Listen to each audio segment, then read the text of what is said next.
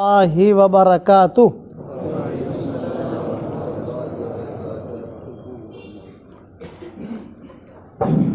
بسم اللہ الرحمن الرحیم۔ الحمد للہ نحمدہ ونستعینہ ونستغفرہ ونؤمن بہ ونتوکل علیہ ونعوذ باللہ من شرور انفسنا ومن سیئات اعمالنا ونعوذ باللہ من شرور انفسنا ومن سیئات اعمالنا من یهدہ اللہ فلا مضل له ومن يضلل فلا هادي له ونشهد أن لا إله إلا الله وحده لا شريك له ونشهد أن سيدنا ومولانا محمدا عبده ورسوله صلى الله عليه وعلى آله وأصحابه وبارك وسلم تسليما كثيرا كثيرا اما بعد فاعوذ باللہ من الشیطان الرجیم بسم اللہ الرحمن الرحیم والسابقون السابقون اولئک المقربون فی جنات النعیم ثلۃ من الاولین وقلیل من الآخرین علی سرر موضونہ متکئین علیہا متقابلین یطوف علیہم ولدان مخلدون بأکواب واباریق وکأس من معین لا یصدعون عنہا ولا ینزفون وفاکہۃ مما یتخیرون ولحم طیر مما یشتہون وحور عین کامثال اللؤلؤ المکنون جزاء بما كانوا يعملون لا يسمعون فيها لغوا ولا تأثيما إلا قيلا سلاما سلاما وأصحاب اليمين ما أصحاب اليمين في سدر مخضود وطلح منضود وظل ممدود وماء مسكوب وفاكهة كثيرة لا مقطوعة ولا ممنوعة وفرش مرفوعة إنا أنشأناهن إنشاء فجعلناهن أبكارا عربا أترابا لأصحاب اليمين ثلۃ من الاولین وثلۃ من الآخرین۔ صدق اللہ العظیم۔ قابل احترام بھائیوں، دوست بزرگوں، میں نے جو جمعہ کی نماز سے پہلے بیان ہوا اس کا ایک وعدہ کیا تھا، وہ وعدہ انشاءاللہ میں پورا کروں گا، وہ مجھے یاد ہے۔ لیکن اس سے پہلے دو چار باتیں اور آپ سمجھ لیجیے کہ دنیا کی زندگی یہ بہت مختصر ہے۔ یہاں غفلت میں آدمی زندگی نہ گزارے۔ غافل جو ہوتا ہے وہ شیطان کی جال میں آ جاتا ہے، ذاکر جو ہوتا ہے وہ شیطان کی جال میں نہیں آتا۔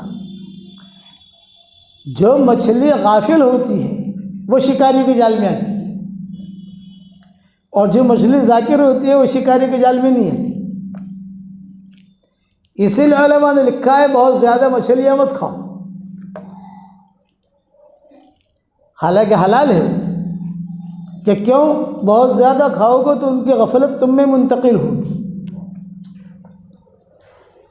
اسی لیے جو جتنے بھی شہر ہیں جو سمندروں کے کنارے پر ہیں ان لوگوں میں غفلت زیادہ ہوتی ہے۔ ویراول آپ کا سمندر کنارے پر ہے، بمبئی سمندر کنارے پر ہے، لاس اینجلس سمندر کنارے پر ہے، نیو یارک سمندر کنارے پر ہے، جدہ سمندر کنارے پر ہے، سڈنی آسٹریلیا کے سمندر کنارے پر ہے، فیجی یہ سمندر کنارے پر ہے۔ جتنے ممالک سمندر کے کنارے پر ہوں گے ان میں غفلت زیادہ، اور جتنے سمندر سے زیادہ دور ہوں گے وہ چوکنا رہیں گے. اسی لیے سمندر کے کنارے پر جو لوگ ہوتے ہیں وہ غافل، رات کو جو ہے ان کا سورج ہی مغرب بعد طلوع ہوتا ہے، دیر تک رات کو جاگیں گے، پھر صبح جو ہے وہ 11-12 بجے تو ان کا سورج طلوع ہوتا ہے، رات کو طلوع ہوتا ہے، پھر ساری دنیا کا تو صبح شروع ہو جاتا ہے نماز کے بعد، لیکن ان کا 11-12 بجے صبح ہوتی ہے، ان کی ناشتہ ہی 12 بجے ہوتا ہے. اب کھانا کب کھائیں گے؟ تو غفلت والی زندگی نہیں گزارنی. پانی پینا یہ حلال ہے، لیکن کوئی آدمی پانی پیتا جائے تو کیا ہوگا؟ مر جائے گا. تو مچھلی کھانا یہ حلال ہے، حرام نہیں ہے. حضور صلی اللہ علیہ وسلم نے مچھلی کھائی ہے نہیں کھائی یہ ایک الگ مسئلہ ہے. بھئی ہے نا کہ حضور نے مچھلی کھائی کہ نہیں کھائی. بھئی انڈا حلال ہے تو انڈا حلال ہے، اس کی دلیل کیا ہے؟ حضور نے کبھی انڈا کھایا؟ میں جو سمجھانا چاہتا ہوں، اتنی تو عقل ہے آپ لوگوں کو. بھئی انڈا حلال ہے تو اس کی دلیل کیا؟ کیوں حلال ہے؟ یا تو حضور نے کھایا ہو، صحابہ نے کہا کہ ہم نے انڈا کھاتے دیکھا حضور کو، یا کسی صحابی نے کھایا ہو. کہیں کتاب میں تو آپ پڑھو گے نہیں کہ حضور جو ہے وہ انڈا کھاتے تھے صبح، کوئی حدیث آپ کو نہیں ملے گی. لیکن حلال ہے تو حلال ہونے کی دلیل کیا؟ صرف ایک دلیل. وہ کیا دلیل؟ کہ جمعہ کے دن جب آدمی جمعہ کی نماز کے لیے آتا ہے تو پہلے جو آتا ہے بکرا کرنے کا صدقہ، پھر جو ہے آخر میں جو آتا ہے تو انڈے کا صدقہ. انڈے کا آتا ہے نا، تو صدقہ حلال مال کا ہوتا ہے، حرام کا نہیں ہوتا. یہ انڈے کے حلال ہونے کی دلیل ہے. اسی طریقے سے مچھلی حضور نے کھائی کہ نہیں کھائی، ماؤں نے کھائی کہ نہیں کھائی. حالانکہ مچھلی تھی تو صحیح، اس وقت میں بھی تھی، آج بھی ہے. یہ دوسرے سفر میں انشاءاللہ سناؤں گا، لمبی تفصیل ہے اس کی کہ حضور کے بعد مچھلی پہنچی کہ نہیں. اچھا، حضور صلی اللہ علیہ وسلم مکہ میں تھے تب تک تو جدہ قریب تھا. مدینہ منورہ میں آئے تو سمندر تو دور ہے لیکن یمبو قریب ہے. یمبو یہ قریب ہے، وہ بہت بڑا سمندر ہے. وہ یمبو ساحل لگتا ہے اس کا. تو اس کے قصے ہوئے ہیں. تو میں صرف مجھے ایک بات سمجھانی ہے کہ غفلت میں زندگی مت گزارو، سیدھے چوکن نہ بن کے رہو. آپ حضرات کو آج کیا سبق سنا رہا ہوں وہ یہ کہ اٹھتے بیٹھتے کبھی سبحان اللہ پڑھو، کبھی الحمدللہ پڑھو، کبھی لا الہ الا اللہ پڑھو، کبھی قرآن شریف کی کوئی آیت پڑھو. سورہ اخلاص کا تو میں وظیفہ دے چکا ہوں، عورتوں کو بھی دیا، آپ کو بھی دیا ہے. اپنی زندگی میں یہ آپ کو ہدیہ دے رہا ہوں. قرآن شریف کے تقریباً 3,40,000 یا 42,000 حروف ہیں. بعض علماء کہتے ہیں کہ 4 لاکھ ہیں، بعض کہتے ہیں 4.5 لاکھ ہیں. تو ہمیں اختلاف میں نہیں جانا. 5 لاکھ پکڑ لو. 5 لاکھ میں تو کسی کا کوئی اختلاف ہے ہی نہیں. 5 لاکھ سے اوپر تو ہے ہی نہیں، 100% نیچے ہی ہے. تو اپنی زندگی میں 5 لاکھ مرتبہ سورہ اخلاص پڑھ کر اپنے مرنے کے بعد کا بینک بیلنس جمع کر لو. آسان ہے. آدمی ہوائی جہاز بنا سکتا ہے، بڑی بڑی بلڈنگیں بنا سکتا ہے، تو اپنا بینک بیلنس آخرت کا جمع نہیں کر سکتا. آدمی جوانی میں محنت کرتا ہے، دکانیں کرائے پر دیتا ہے، دکانیں بناتا ہے، مکان بناتا ہے، سب تیاریاں کرتا ہے. کیوں؟ میرے بڑھاپے میں کام آئے گا. تو مرنے کے بعد یہ کام آنے والا ہے. 5 لاکھ مرتبہ پورا کرو گے انشاءاللہ بھائی؟ نیت کرو. جیسے مال بڑھانے کی نیت کرتے ہو ویسے یہ نیت کرو تو اللہ تعالیٰ آسان کرے گا. دوسری ایک اہم بات کہ ماں باپ کی خدمت کرو. ماں باپ کا دل مت دکھاؤ. ماں باپ آپ کو ایک دعا دیں گے، آپ کی 100 نسلیں چمک جائیں گی. اور ماں باپ کا دل دکھے گا تو آپ کی 100 نسلیں اجڑ جائیں گی. یہ میری بات ذہن میں رکھنا. ہر چیز دوسری مل جاتی ہے، ماں باپ نہیں ملتے. حضرت اویس قرنی رضی رحمۃ اللہ علیہ کو جو حضور صلی اللہ علیہ وسلم نے فرمایا، حضرت اویس قرنی کی والدہ تھی، بیمار تھی. تو اویس قرنی نے حضور صلی اللہ علیہ وسلم کو خط لکھا، حضرت میں مدینہ منورہ آنا چاہتا ہوں، آپ کی ملاقات کرنا چاہتا ہوں، آپ کو دیکھوں گا تو صحابی بن جاؤں گا، لیکن میرے ساتھ ایک معذرت ہے، وہ یہ کہ میری ماں بیمار ہے اور بوڑھی ہے۔ تو آپ نے فرمایا نہیں نہیں نہیں نہیں نہیں، میرے پاس مت آنا، تو ماں کی خدمت کر، میرے پاس مت آنا۔ یہ کون کہہ رہا ہے؟ نبی کہہ رہا ہے، میرے پاس مت آنا، ماں کی خدمت کر، خبردار میرے پاس آیا تو۔ اویس قرنی نے کہا ٹھیک ہے حضرت، آپ کی بات مان لی۔ جذبہ کیا ہے؟ حضور صلی اللہ علیہ وسلم کو جا کر دیکھوں، اور حکم کیا ہے؟ میرے پاس مت آؤ، ماں کی خدمت کرو۔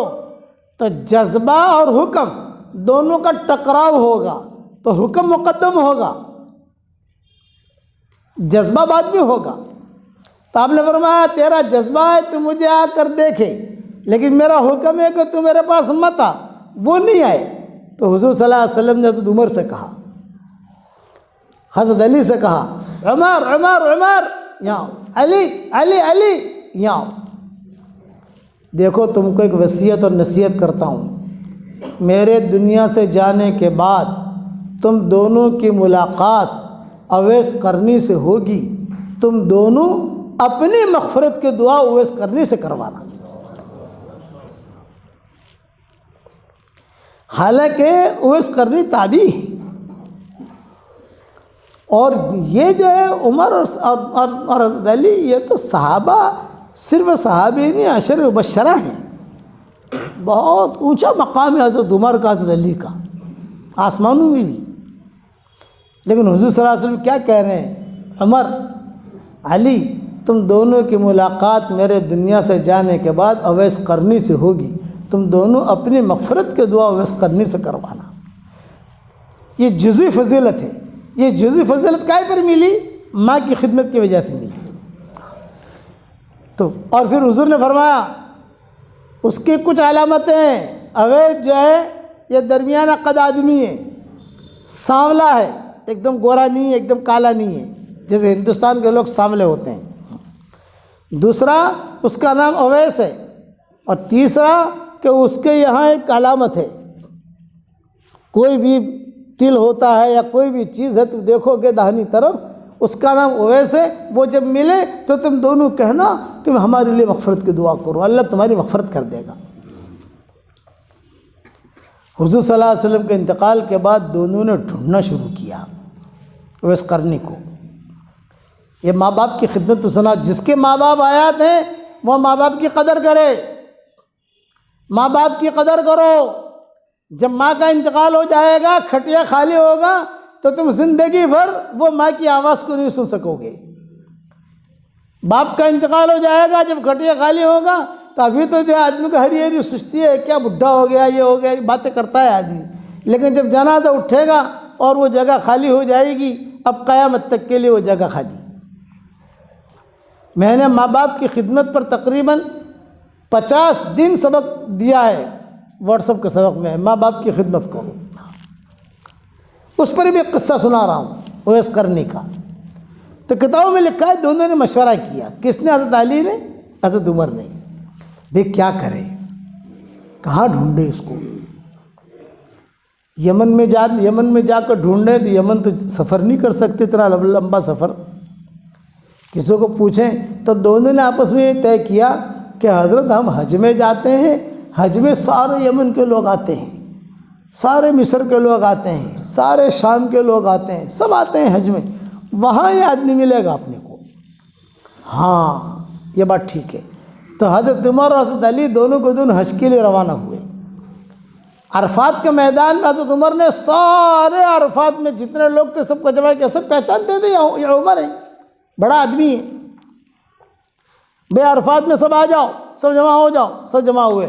شام والے کہاں ہیں؟ شام والے کھڑے ہو گئے، سب ہم شام والے، چلو آپ لوگ وہاں چلے جاؤ۔ مصر والے کہاں ہیں؟ مصر والے ہمیں، آپ اس طرف آ جاؤ۔ اور پھر کہا کہ یہ کوفہ والے کہاں ہیں؟ کوفہ، بصرہ کوفہ، کہا ہمیں، آپ اس طرف آ جاؤ، سب کو الگ الگ کیا۔ آخر میں کہا یمن والے، کہا یمن والے، یہ اویس قرنی یمن کے تھے۔ یمن والے کھڑے ہو گئے، کہا لائن لگاؤ۔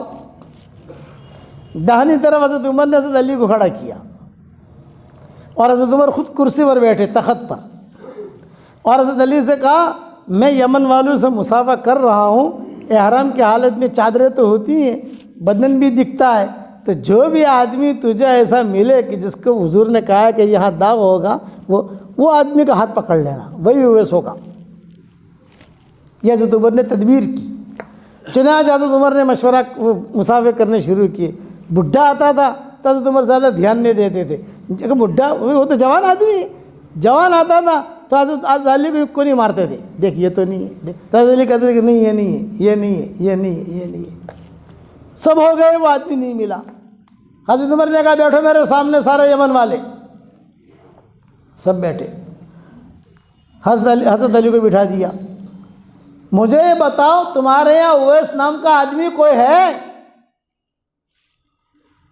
تو ایک آدمی کھڑا ہوا، ہاں حضرت ہے۔ کون ہے؟ کہاں ہے وہ آدمی؟ تو اس نے کہا میں اویس کا چچا ہوں، لیکن وہ تو پاگل ہے، اس کی آپ کو کیا ضرورت پڑی، وہ تو پاگل ہے۔ تو حضرت عمر نے جواب دیا وہ پاگل نہیں ہے، تو پاگل ہے، وہ بہت اونچا آدمی ہے، وہ پاگل نہیں ہے، تم پاگل ہو، بتاؤ کہاں ہے؟ تو دوسرا آدمی کھڑا ہوا، اس نے کہا میں پڑوسی ہوں، اویس کا میں پڑوسی ہوں۔ ایک تو چچا کھڑا ہوا اور اویس قرنی کا پڑوسی کھڑا ہوا۔ تو حضرت عمر نے کہا کہ اویس کہاں ہے؟ یہ فرمایا حضرت عرفات کے میدان میں ہی ہے، لیکن وہ تو کسی درخت کے نیچے کھڑا ہوا نماز پڑھ رہا ہوگا۔ تو حضرت عمر نے کہا پاگل نماز نہیں پڑھا کرتے، وہ تو پتھر مارا کرتے ہیں، دیواروں سے ٹکراتے، اپنا سر ٹکراتے ہیں، چلو مجھے لے چلو۔ تو 4 آدمی روانہ ہوئے، حضرت عمر، حضرت علی، اویس قرنی کا چچا اور پڑوسی، 4 ہو گئے۔ ارے ویرا والو ہماری بات سمجھ میں آوے ہے نا تم نے؟ میں بہت آسان کر کے سمجھاتا ہوں آپ کو، ایسے ہائی فائی اردو نہیں بولتا کہ آپ کے اوپر سے جاوے سمجھ میں ہی نہ آوے نا۔ 1 گھنٹہ بیان کرنا ہے تو بات ڈھنگ کے کرنے کی، تاکہ سامنے والا مجمع کچھ لے کر اٹھے یہاں سے۔ یہ 4 گئے، جب 4 گئے تو ایک درخت کے نیچے ایک آدمی نماز پڑھ رہا تھا۔ وہ چچا نے کہا اویس قرنی وہ ہے جو نماز پڑھ رہا ہے اور اونٹنیاں چل رہی ہیں۔ حضرت عمر نے کہا ٹھیک ہے ہمیں بٹھا دو وہاں جا کے۔ 4 بیٹھ گئے۔ اویس قرنی نے یہ دیکھ لیا تو ان کی نگاہوں سے کچھ لوگ آئے ہیں، اور حضرت علی نے کہا کہتے یہی ہے وہ داغ نظر آ رہا ہے، وہ رکوع سجدہ کرتے تھے نا تو وہ احرام کی چادر اوپر نیچے ہوتی تھی، حضور نے جو نشانی بتائی تھی وہ نشانی حضرت عمر سے کہا ہذا ہوا تھا، یہی ہے۔ اور اویس قرنی جو ہے یہ بھی اپنی آنکھوں سے دیکھ رہے تھے کہ کچھ لوگ آئے ہیں بات کر رہے، چچا کو پڑوسی کو تو جانتے تھے وہ، لیکن حضرت عمر کو حضرت علی کو تو نہیں جانتے تھے۔ جب اویس قرنی نماز سے فارغ ہو گئے تو اویس قرنی نے چچا سے مصافحہ کیا، حضرت عمر سے مصافحہ نہیں کیا، پڑوسی سے مصافحہ کیا، حضرت عمر سے نہیں کیا، کیونکہ چچا کو اور پڑوسی کو پہچانتے تھے، حضرت عمر کو حضرت علی کو نہیں پہچانتے تھے۔ پھر حضرت عمر سے مصافحہ کیا، حضرت عمر نے ہاتھ پکڑ لیا، کیا نام ہے آپ کا؟ کہا میرا نام عبداللہ ہے۔ تو حضرت عمر نے کہا کہ اللہ کے بندے تو سب ہیں، تیری ماں نے تیرا کیا نام رکھا ہے؟ بھی اللہ کے بندے تو سب ہیں، تیری ماں نے کیا نام رکھا ہے؟ تو پھر اویس قرنی کو غصہ آ گیا ہے، یہ کہا میرا انٹرویو لینے والے آپ کون ہیں؟ تب چچا نے کہا یہ حضرت عمر ابن خطاب ہیں۔ اچھا وہ ادب کے ساتھ بیٹھ گئے کہ حضرت عمر کے سامنے بیٹھا ہوں۔ چنانچہ کہا میری ماں نے میرا نام اویس رکھا ہے۔ تو حضرت عمر نے کہا ماں والا اویس، تم نے حضور صلی اللہ علیہ وسلم کو خط لکھا تھا؟ ہاں وہی، میں وہی ہوں۔ تو کہا حضور نے مجھ سے کہا ہے کہ حضور کا انتقال ہو چکا تھا، کہ حضور میرے انتقال کے بعد تم دونوں کی ملاقات اویس سے ہوگی، تم دونوں اپنی مغفرت کی دعا اویس سے کروانا، میرے لیے مغفرت کی دعا کر۔ تو اویس قرنی نے کہا کہ حضرت میں کہاں آپ کہاں؟ فرمایا نہیں، حضور کا حکم ہے، حضور کا حکم ہے کہ اویس قرنی کی سے مغفرت کی دعا کرا۔ اویس قرنی نے دعا کے لیے ہاتھ اٹھائے، اللہم اغفر لعمر ابن الخطاب، اے اللہ عمر ابن خطاب کو معاف کر دے۔ تو حضرت علی نے کہا مجھے بھی کہا تھا کہ اپنی مغفرت کی دعا کرانا۔ اللہم اغفر لعلی ابن ابی طالب، اے اللہ علی ابن ابی طالب کی مغفرت کر۔ تو اویس حضرت عمر نے کہا بھئی پورے عرفات والوں کے لیے مغفرت کی دعا کرو۔ سارے عرفات والوں کے لیے مغفرت کی دعا کی۔ یہ درجہ ملا اویس قرنی کو صرف ماں کی خدمت کی وجہ سے۔ یہ ماں کی خدمت اتنی بڑی چیز ہے، ماں باپ کی خدمت۔ جب ماں باپ بڑے ہو جاتے ہیں تو بیٹوں کو ہری ہری سوچتی ہے، بیٹیوں کو ہری ہری سوچتی ہے، کیونکہ ماں باپ بڑے ہو گئے، اب کمزور ہو گئے، اب جو ہے وہ ان کو دو چار باتیں سناتے ہیں۔ نہیں، یاد رکھنا قرآن میں اللہ تعالیٰ نے جہاں اپنی عبادت کا تذکرہ کیا ہے، ساتھ بھی اللہ نے ماں باپ کی خدمت کا تذکرہ کیا ہے، ساتویں خدمت کا تذکرہ کیا۔ یہ لیلا مجنون کا قصہ آپ نے سنا ہوگا۔ تو لیلا اور مجنون کا اصل نام تھا قیس۔ یہ مجنون نام تو بہت بعد میں پڑا۔ تو قیس کو جو ہے لیلا سے عشق ہو گیا تھا۔ تو یہ قصے اس کے چلتے رہے۔ معلّہ ایک جگہ ہے سعودیہ میں، جب مدینہ منورہ سے چلتے ہیں تو پہلے خیبر آتا ہے، پھر مدائن صالح آتا ہے، پھر یہ لیلا مجنون کا گاؤں آتا ہے معلّہ، پھر تبوک آتا ہے، پھر جارڈن آتا ہے۔ یہ پٹڑی ہے۔ جیسے ہم یہاں سے احمد آباد جامیں تو پہلے واکانیر آئے گا، پھر یہ آئے گا، پھر آدمی منزل تک پہنچتا ہے۔ تو یہ سیٹنگ ہے۔ تو ہم لوگ وہاں جاتے ہیں، ہمارا سفر ہوا وہاں معلّہ کا، تو ہم وہاں گئے، وہاں ہمارے بیانات وغیرہ ہوتے ہیں۔ تو میں جب وہاں گیا تو ہمارے ساتھ ایک ہندوستانی چچا بھی تھے۔ میں نے کہا چچا یہ لیلا مجنون کا گاؤں ہے۔ جہاں میں نے لیلا مجنون کا گاؤں کہا تو یہ بڑی میاں کو بھی جو اچھال آ گیا۔ میں نے کہا ارے کبھی کبھی باسی کڑی میں بھی ابال آ جاتا ہے بھائی۔ یہ بھی بڑے میاں جو ہے ایک دم سے اچھل پڑے، مولانا یہ لیلا مجنون کا۔ میں نے کہا ہاں، اچھا وہ لیلا کا گھر کہاں ہے؟ ارے میں نے کہا گھر تو سارا ہوائی جہاز ایئرپورٹ بن گیا نا وہاں تو سب۔ معلّہ جو ہے وہاں یہ حکومت نے ایئرپورٹ، بہت بڑا ایئرپورٹ بنا دیا وہاں۔ ارے میں نے کہا لیلا مجنون کا گھر کہاں رہے گا؟ یہ تو صرف ایک گاؤں ہے ان کا۔ میں کس پر سناتا ہوں؟ ماں باپ کی اطاعت پر سناتا ہوں۔ تو قیس کو لیلا سے محبت تھی، اور لیلا جو ہے اس کو اس سے محبت تھی۔ اور اس کے بڑے قصے کتابوں میں آتے ہیں۔ اس زمانے میں واٹس ایپ تو نہیں تھا، لیکن یہ مجنون تھا دیندار۔ عبداللہ ابن عمر کے دوستوں میں سے تھا۔ حضرت عمر اس کا بہت خیال کرتے تھے۔ قیس مجنون نام اس کا پڑا بہت بعد میں۔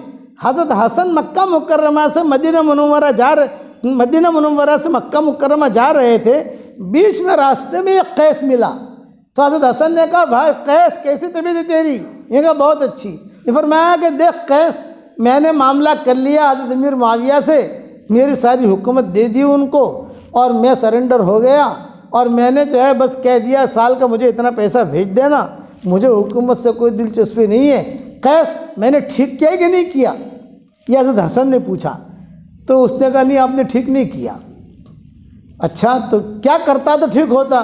اگر آپ نے جو حضرت امیر معاویہ کو حکومت دے دی، اس کا کیا فائدہ؟ لیلا کو حکومت دیتے تو کچھ کام بھی بنتا۔ اس پر حضرت حسن نے کہا انت مجنون، تو مجنون ہے۔ تب جا کر اس کا نام مجنون پڑا ہے۔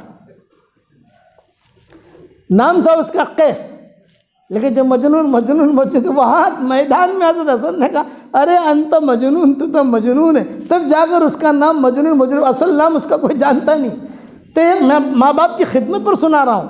تو یہ قیس اور لیلا جو تھے ان کی بڑی محبت تھی، لیکن اس کے والد جو تھے قیس کے اور اس کی والدہ، یہ حضرت عمر کے خاص لوگوں میں تھے۔ خاص لوگوں کا مطلب یہ حضرت عمر ان کو بلاتے تھے معلّہ سے، ان کا اکرام کرتے تھے، کیونکہ یہ اپنے علاقے کے چودھری تھے۔ حضرت عمر کو کوئی کام ہوتا معلّہ کا تو بس ایک دو آدمیوں کو بلاتے، کہتے بھی تمہارے علاقے میں یہ چیزیں چلانی ہیں۔ ان میں سے یہ قیس کے ابا بھی ہوتے تھے۔ تو قیس کے ابا آ کر ہمیشہ کہتے تھے کہ وہ میرا بیٹا ہے نا قیس، وہ لیلا کے پیچھے پڑا ہوا ہے۔ حضرت عمر نے کہا بھی دیکھو میں رشتہ ڈالتا ہوں، لیلا کی شادی مجنون کے ساتھ، قیس کے ساتھ میں کراتا ہوں اور مدینہ منورہ میں کراتا ہوں، اور سب یعنی سمجھ لو کہ میں ہی باپ ہوں، میں ہی ماں ہوں، سب کچھ میں ہوں، تم کر دو۔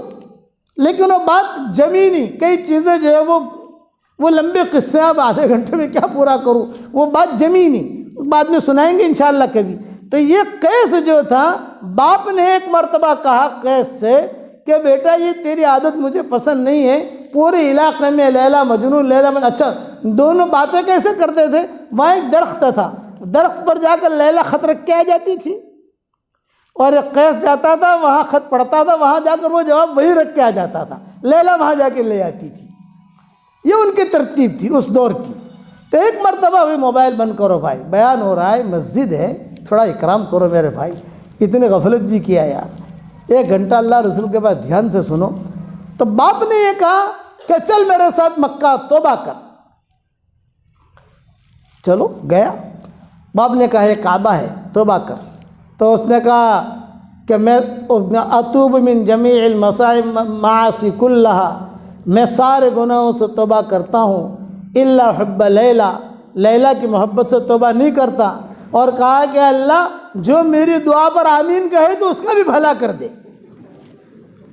یہ مجنون نے دعا مانگی، تو باپ نے جھپ ماری اس کو کہ کیا کر رہا ہے تو حرم شریف میں۔ اس پر وہ بہت رویا، قیس بہت رویا، بہت رویا، اور حتیم ہے نا حتیم، وہاں کچھ لکھنے لگا۔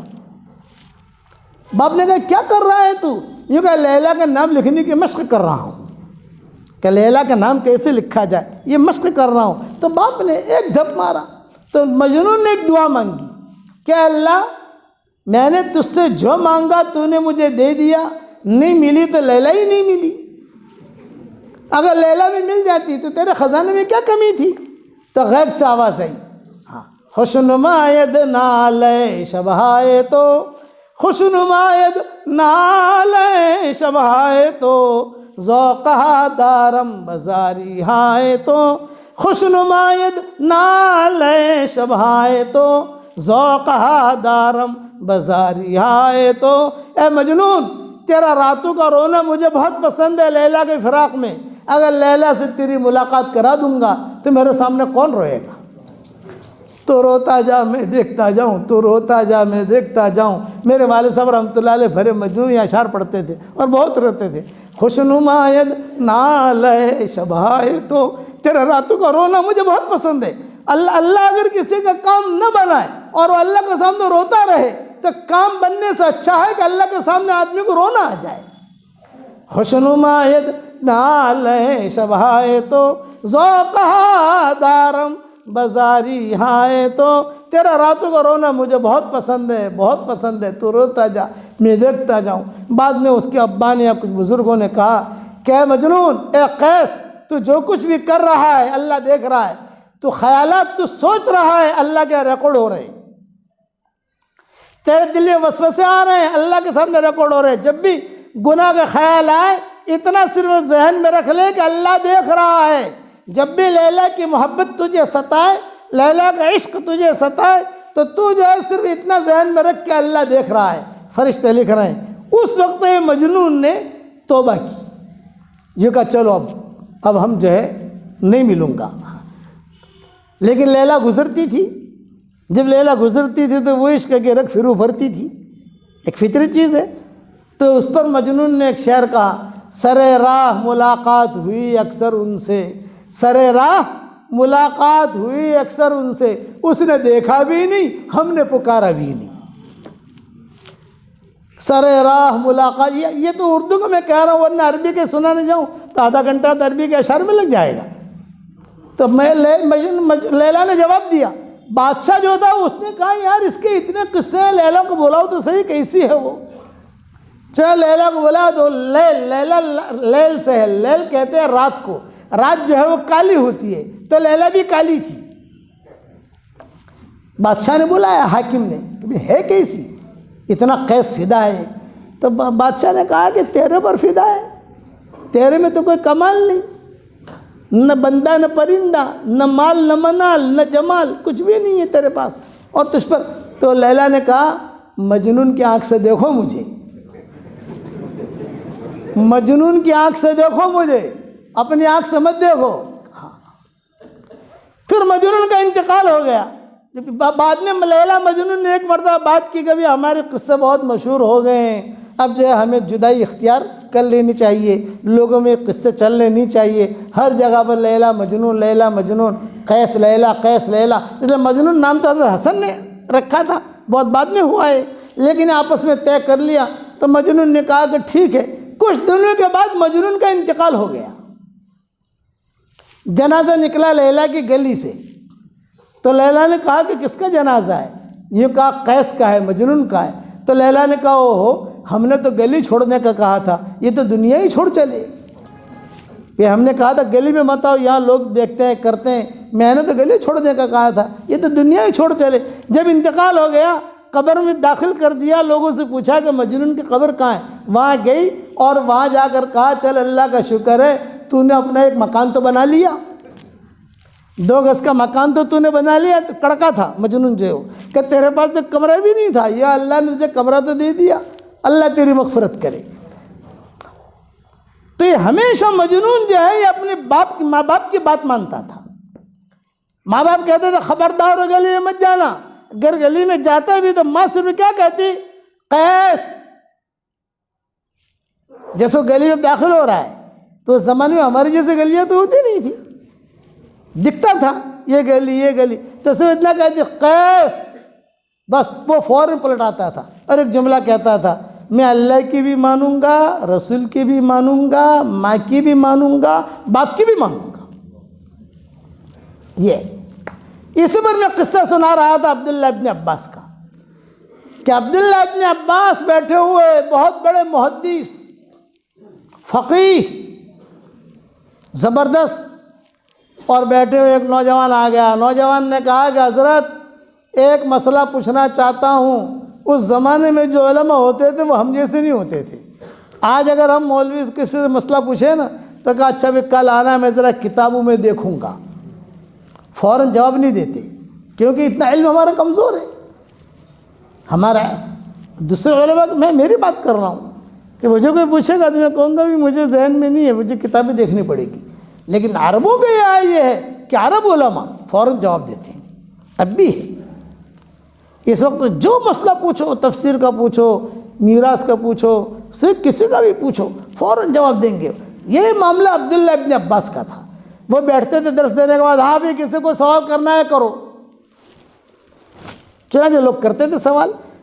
یہ لڑکا بھی تھا، اس نے کہا میرا سوال ہے، فرمایا اہلاً و سہلاً، کیا سوال ہے؟ یہ کہا مدینہ منورہ میں ایک لڑکی ہے، اس سے مجھے بہت محبت ہو گئی اور میں سوچتا ہوں اس سے نکاح کرنے کی بات، تو میں نے جو ہے اس سے بات کی بھی، اب تم سے شادی کرنا چاہتا ہوں، کیا خیال ہے تمہارا؟ اس نے کہا ٹھیک ہے میں بھی تیار ہوں۔ ابھی آدھا نکاح تو ہو گیا، لڑکی تیار لڑکا تیار، لیکن ماں باپ سے پوچھنا پڑے گا۔ عربوں کے یہاں لڑکیوں کو بھگانے کی عادت نہیں ہے، یہ اعلیٰ بلا ہمارے ہندوستان، پاکستان، بنگلہ دیش میں ہے اور برما تک ہے، لیکن عربوں کے یہاں کسی لڑکی کو بھگا کے لے جاوے، لو میرج کر لے، ایک قصہ بھی نہیں ملے گا۔ ہم تو وہاں رہتے ہیں نا، ایک قصہ بھی نہیں ملے گا۔ ہاں کسی کو کوئی گھرانہ پسند ہے تو اگر اس کے باپ سے کہے گا کہ بھائی آپ کی فلاں بیٹی سے نکاح کرنا چاہتا ہوں، وہ کہے گا نعم توکل علی اللہ، وہ کہے گا نہیں، واپس آ جائے گا۔ لیکن ہمارے ہاں یہ چیز نہیں ہے، ہمارے ہاں لڑکیوں کو بھگا لیں گے، کبھی لڑکیاں لڑکوں کو بھگا لیں گی، کبھی لڑکے لڑکیوں کو بھگا لیں گے، کبھی لو میرج کریں گے، یہ چیز وہاں نہیں ہے۔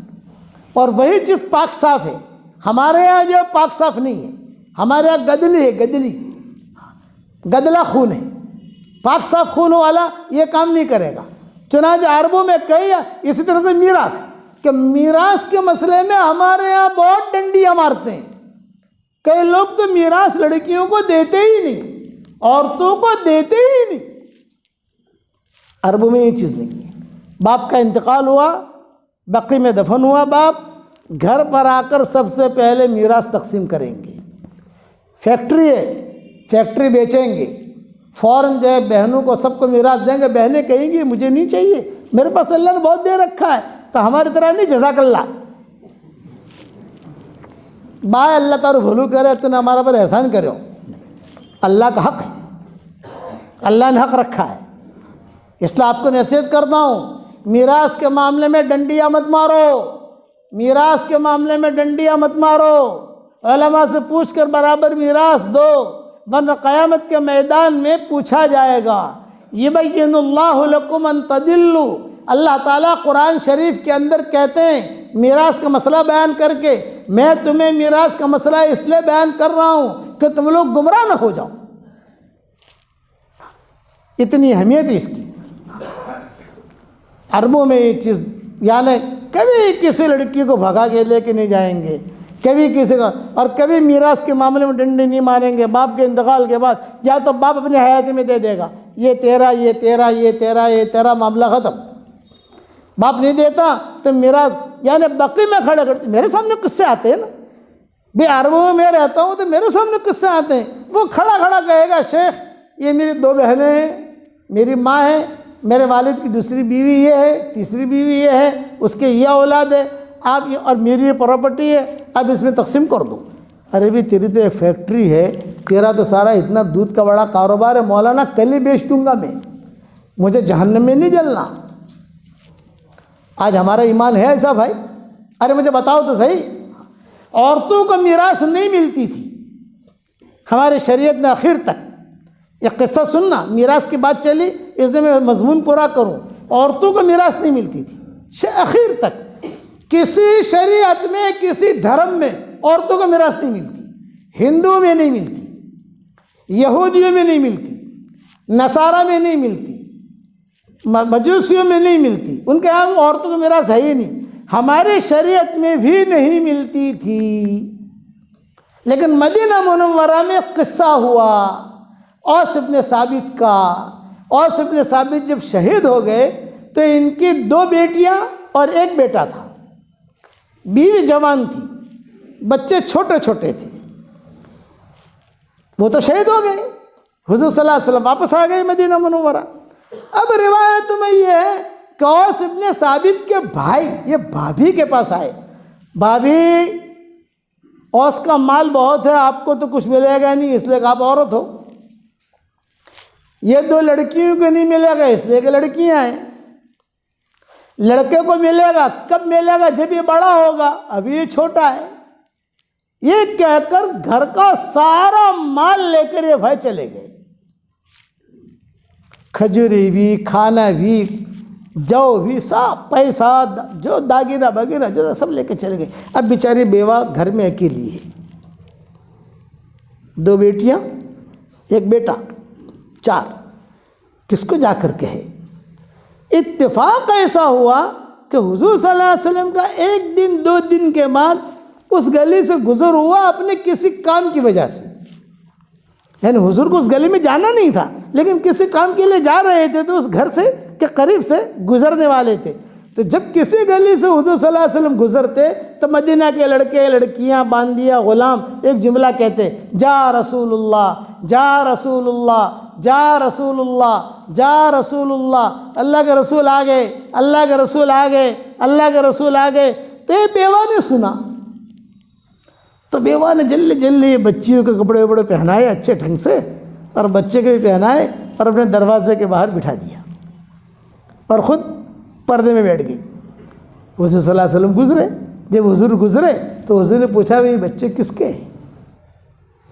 تو غالباً حضرت عمر تھے یا کوئی اور ساتھ تھے، انہوں نے کہا یہ اوس کے بچے ہیں۔ آپ نے فرمایا کون اوس؟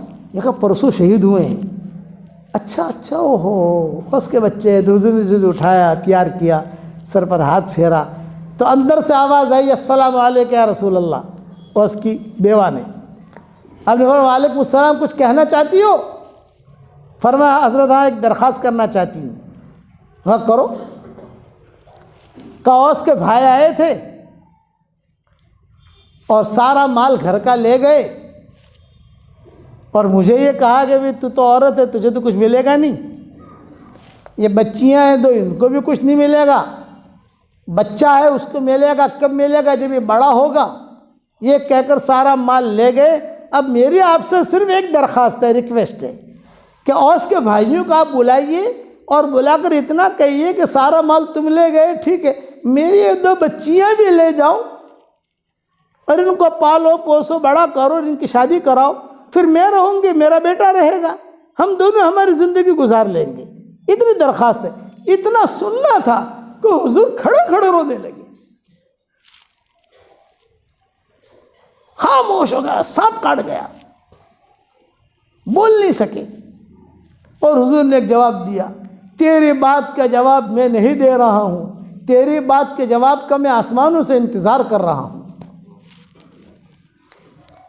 حضور واپس ہو گئے، جانا تھا آگے۔ حضور نے کہا بس میرا دل ٹوٹ گیا، میری امت کی عورت اتنی پریشان، میری تو امت کی ہے۔ واپس ہو گئے، ابھی مسجد نبی میں پہنچے بھی نہیں تھے کہ میراث کی آیت نازل ہوئی، یوصیکم اللہ فی اولادکم للذکر مثل حظ الانثیین۔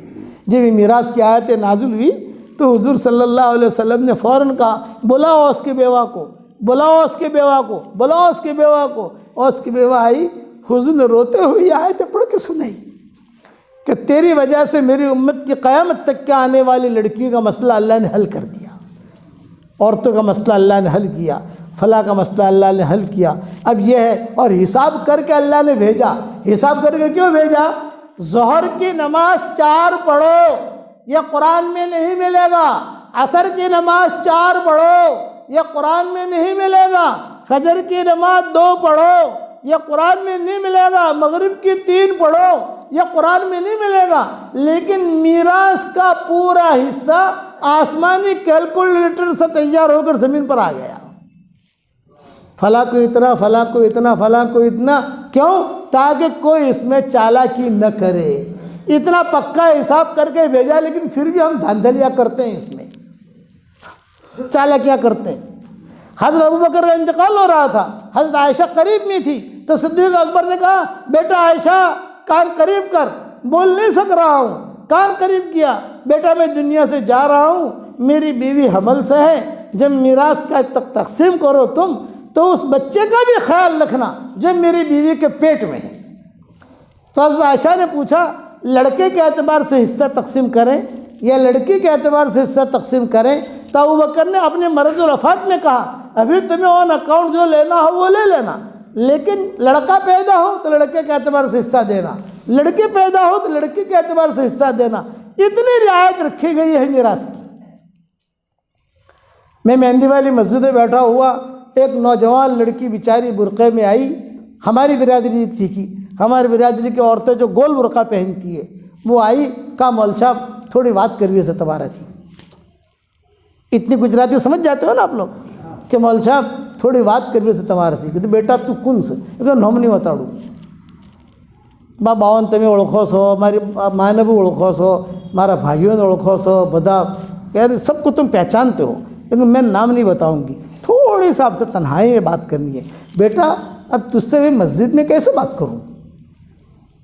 یعنی مسجد میں میں کیسے بات کروں؟ یہاں تو سب لوگ ہوتے ہیں۔ تو اگر مول صاحب تھوڑی اور باہر آؤ، تھوڑی دیر کے لیے باہر آ جاؤ، میں آپ کے کان میں کہہ دیتی ہوں۔ میں نے کہا بیٹا ایک کام کر، تو مجھے لکھ کر دے دے۔ مول صاحب میں لشین بھی نہیں آلوں، میں لکھ کے بھی نہیں دوں گی، کیونکہ میری تحریر اگر پکڑی گئی تو میرے لیے پریشانی ہوگی۔ میں صرف آپ کے کان پہ کہہ دیتی ہوں، پھر آپ کو جو کرنا ہے وہ کرنا۔ اچھا چل بیٹا، میں نے میرے بچوں میں سے میرا جنات رہتا ہے، جو میں نے کہا بھی چلو مجھے اب میرا چلنا کرنا بھی دشوار، 2 آدمیوں کی ضرورت پڑتی ہے۔ لے گئی، لے جا کر کہا کہ مولانا فلاں فلاں کی میں بہن ہوں، فلاں کی بیٹی ہوں۔ اب میں سب خاندان کو جانتا تھا۔ یہ میرے بھائی لوگ آئے میرے پاس ایک پوٹلی لے کر، چالاکی بتا رہا ہوں، چالاکی پوٹلی لے کر آئے، بھائی آپ پوٹلی پر ہاتھ مکو، قبضو کرو، ان قبضو کرنا من پاسی آلو۔ سمجھ گئے آپ؟ ارے اتنا تو سمجھ گئے نا؟ یہ پوٹلی پر ہاتھ رکھو اور ہاتھ رکھ کر قبضہ کرو، قبضہ رکھ کر کے بھی واپس دو۔ بھائیشو سے یہ کہا ورسوں سے 5 کلو ہونو سے کتنا 5 کلو سونا پر تمہیں 5 کلو ہونو شو کرو شو بھائی بولو تمہارے حصے میں 5 کلو سونا آیا ہے، تو 5 کلو سونا تم کیا کرو گی؟ اب آپ قبضہ کر کے ہمیں دے دو تاکہ یہ مولانا جو ورثے کا عذاب بتاتے ہیں نا وہ عذاب میں مبتلا نہ ہو. تو مول صاحب ایوردی ورثہ تھا اس طرح کا ورثہ ادا ہوتا ہے؟ میں نے کہا نہیں ہوتا. تو مول صاحب شو کروں؟ میں نے کہا بیٹا تو فکر مت کر, تارا بھائی نے دھوڑ گاڑی نکو انشاءاللہ انتڑوں کو کہوانا નથી. તારા પણ કોઈ આવે બી નહીં. તારા પણ 5 કિલો હોનું આવશે તો આડુવળી વાપરજે મત, ઢંગથી ને ધંધે લગાડજે या कोई करजे. तू आड़ीवड़ी मत थाजी यानी तू आगे पीछे मत होना, तेरा हक है. तेरे भाइयों को मैं समझा दूंगा. तो मैंने फ़ोन किया भाइयों को, भाई 5 किलो होनु चाहिए भाई. अरे मोल साहब तमन कहीं कीधु अमने फरिश्ता है कैसे भाई, हमारे पण जिन्नत भी से તમારા અંદર તાકાત છે જહન્નમની આગ બરદાશ્ત કરવાની? આવી રીતે હક અદા થતો નથી. અલ્લાહથી બીઓ, અલ્લાહથી ડરો. કયા કેટલો માલ ભેળો કરશો ભાઈ તમે? माल भड़ो कर अल्लाह से मुठो उतारशो. लेकिन वो भी समझदार आदमी थे. उन्होंने कहा मौलाना गलती हो गई. गलती नहीं, मेरे सामने तुम्हारी बहन को बुलाओ, मेरे सामने दो, इसलिए कि आपके ख़ानदान का मुझसे ताल्लुक़ है, और अगर आपने नहीं दिया तो मेरा आपसे सिर्फ दुआ सलाम, उसके अलावा कोई नहीं. तुम्हारे घर कभी नहीं आऊँगा, तुम्हारा खाना नहीं खाऊँगा. अरे ना ना मौलाना आपको हमारे घर तो आना पड़ेगा, आपको हमारा खाना खाना पड़ेगा. मैंने कहा सब मंजूर, लेकिन ये अदा करो. आप अदा किया उन्होंने. तो आपको भी कहता हूँ हेरा फेरी मत करना. बच्चियों का हक अदा करो, लड़कों का हक अदा करो, माँ का हक अदा करो, बेटों का हक अदा करो, वरना हशर के मैदान में पकड़े जाओगे. अल्लाह ने हिसाब किताब करके भेजा है. उलमा से पूछो. अब अल्लाह का शुक्र है हमारी बिरादरी में कुछ लोग अब ऐसे पैदा हो गए हैं कि जो बराबर विरसा बराबर हिसाब किताब करके देते हैं. अब भी बहुत, अरे मेरे सामने एक आदमी अपनी माँ को कह रहा है, अरे माँ तुम्हारे पेशों ने शू जरूरत से. बहन को कह रहा है, अरे भाई तारे पेशों ने शू जरूरत से. लो भाई आपको ज़रूरत है, उसको ज़रूरत नहीं है. ज़रूरत नहीं भी हो लेकिन अल्लाह का हक है. इसलिए कुरान शरीफ में अल्लाह ताला ने बार बार कहा, हुजूर ने फरमाया मुझे डर है मेरी उम्मत की औरतों पर कि उनका हक मारा जाएगा. हक मत मारो, अदा करो. और अगर गलती हो गई है तो माफ़ी मांगो, हिसाब किताब निकालो. अगर बाप का इंतकाल हो गया है, आपने विरसा नहीं दिया है, आज ही हिसाब किताब निकालो. क़यामत का दिन बड़ा सख्त दिन है, जहन्नम की आग बड़ी ख़तरनाक आग है. अदा करोगे इंशाअल्लाह भाई. इस पर मैं किस्सा सुना रहा था अब्दुल्ला इब्न अब्बास का. तो वक्त हो रहा है मेरा. वो सामने आया, सामने आकर कहा कि हज़रत मदीना मुनव्वरा में एक लड़की है, मुझे उससे मोहब्बत हो गई तो मैं चाहता हूँ शादी करूँ, वो भी तैयार है. तो अब्दुल्ला इब्न अब्बास ने कहा सुम्मा माज़ा, हाँ बता फिर आगे क्या हुआ. उसने कहा कि हज़रत मैं माँ बाप के पास गया तो उन्होंने इनकार कर दिया. नहीं भाई हमारी बच्ची का तो हमने निकाह मंगनी किसी और जगह तय की है, हम नहीं करेंगे. मैं थोड़ी देर के लिए खड़ा रहा अदब के साथ, शायद हाँ हो जाए. एक आदमी का इंतज़ार रहता है ना. तभी क्यों खड़े हो? ये कहने मैं जा रहा हूँ. आप जाओ, हमारा इरादा नहीं. एक पठान साहब थे, पठान साहब, वो अपना मांगा लेकर किसी को वहाँ गए. तो पठानों में तो गैरत बहुत होती है ना. तो पठान ने कहा क्यों आए हो? आपकी लड़की से निकाह करना. तो पठानों ने मिलकर जब मारा उसको, जब बहुत मारा तो मार खाते खाते कह रहा था ना ही समझो ना, मैं ना ही समझो ना. अरे तुझे मार क्यों रहे हैं? शादी करनी थी, तुझे मारते क्यों हम? भाग यहाँ से. वो मार खा रहा है और नीचे पड़ा पड़ा. अच्छा मैं ना ही समझो ना, आप निकाह करना नहीं चाहते हो ना, तो मारते क्यों हो तुझको हम? तो ये भी जो नौजवान था खड़ा रहा. तो बाप ने कहा भी आप जाओ, हमारा इरादा नहीं है. थोड़ा धक्का जो निकल गया. हजरत एक हफ्ते के बाद पता चला कि उस लड़के का निकाह हो गया और मदीना मुनव्वरा में निकाह हो गया. तब साहब मुझे तो जुनून चढ़ा. ये मसला पूछ रहा है अब्दुल्ला इब्न अब्बास से. जुनून चढ़ा, निकाह हो गया. एक हफ्ता पहले मुझसे बात करती थी, ख़त लिखती थी, जो भी उस ज़माने की जो तरतीब थी. लेकिन अब जो है ये गैर की हो गई. तो मुझे जोश आया, तलवार ली, उसके घर में दाखिल हो गया और उसको कत्ल कर दिया, लड़की को. अब मैं इतना पूछना चाहता हूँ कि मेरे माफ़ी की कोई शक्ल है कि नहीं? ये नौजवान कह रहा है मेरे माफ़ी की कोई शक्ल है कि नहीं? تو عبداللہ ابن عباس کیا کہہ رہے؟ مالن مالن، وہی کھڑا رہے. وہ آگے بڑھ رہا تھا کہ مالن مالن، وہی کھڑا رہے. تیری ماں زندہ ہے؟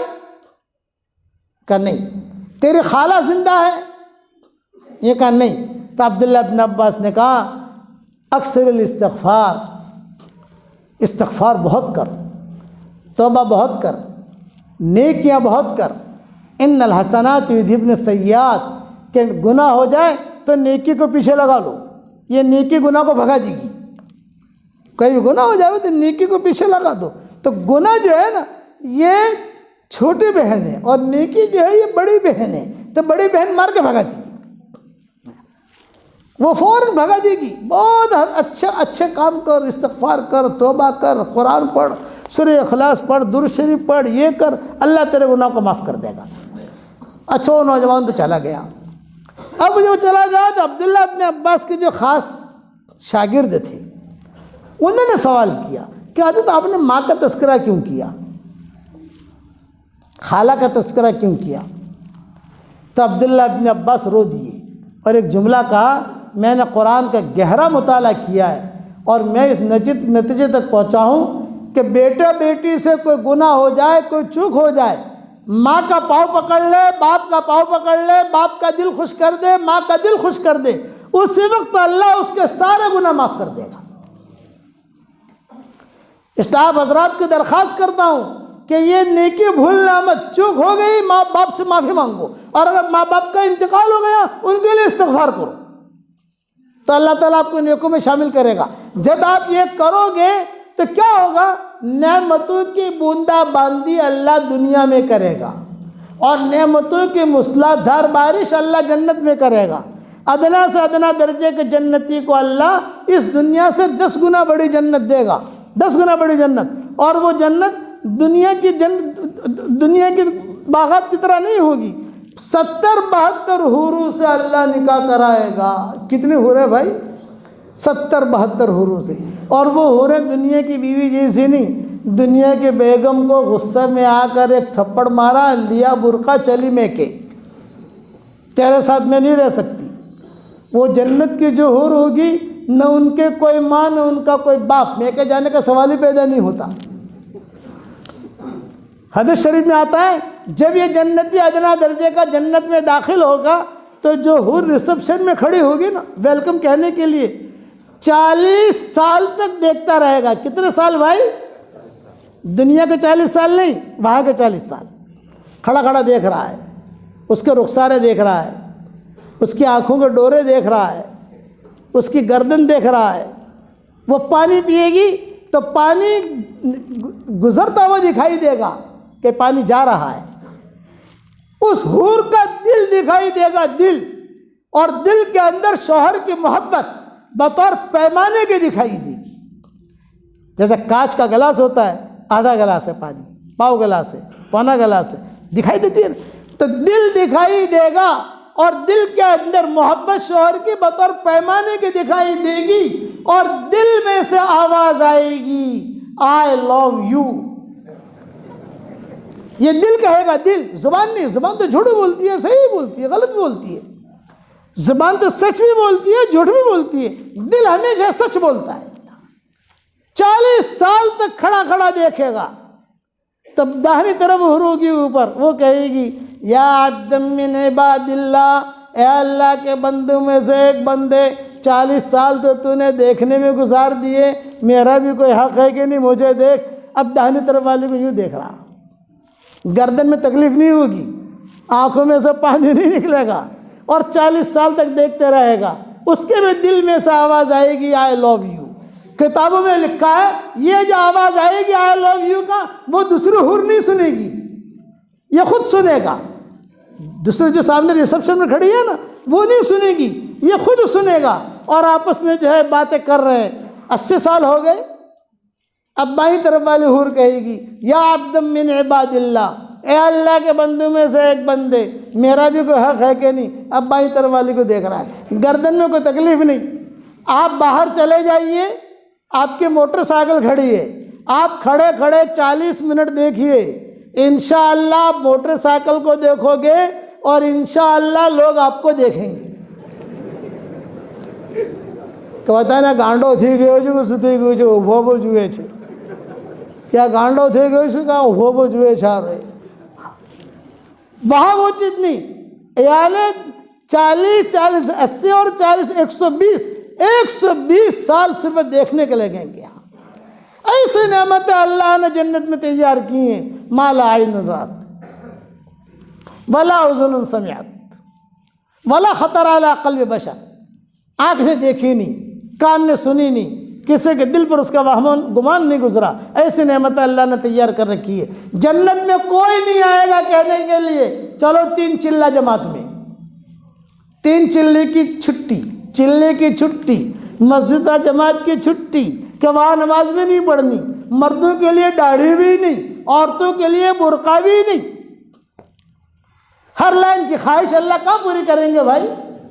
جنت میں ہر لائن کی خواہش.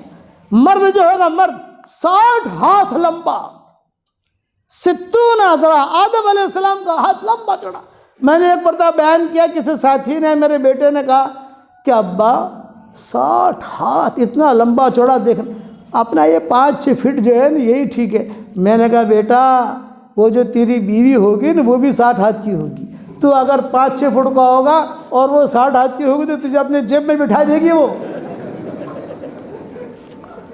جیب میں بٹھا دے گی, اس لیے کہ تو ہوگا بٹکا اور وہ ہوگی لمبی.